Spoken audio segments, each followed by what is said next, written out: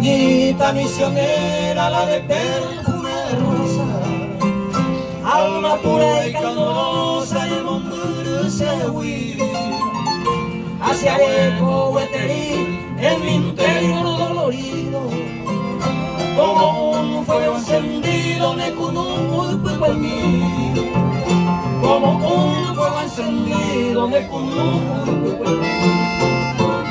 Siempre acaricio las horas de los bellos atardeceres, cuando lleno de placeres ya yo añoro a él.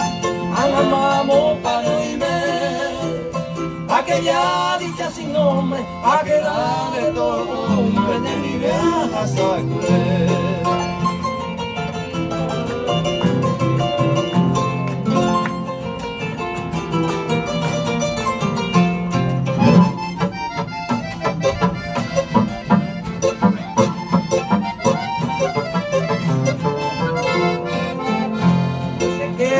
Dichosa allá en Villa Florida, con nuevo amor, nueva vida, merece muy goleada.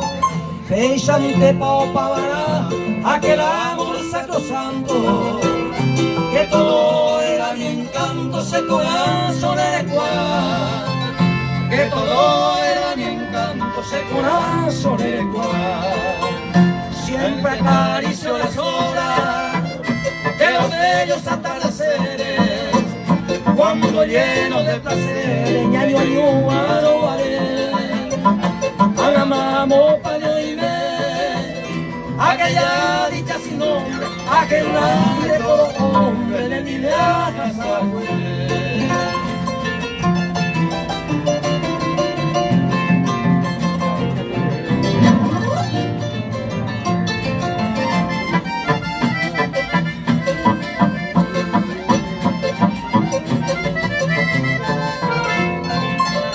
Yo sé que vive dichosa allá en Villa Florida, con nuevo amor, nueva vida, merece memoria.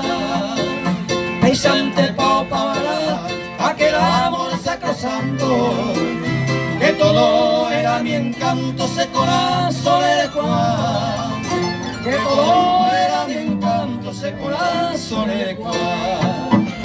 Al consagrar nuestro tiempo de florecida existencia, canto la reminiscencia de que se manuca, dato padre y buena. Soy como aquel hijo yerto en el calvario desierto, aunque Isaco se aputaba.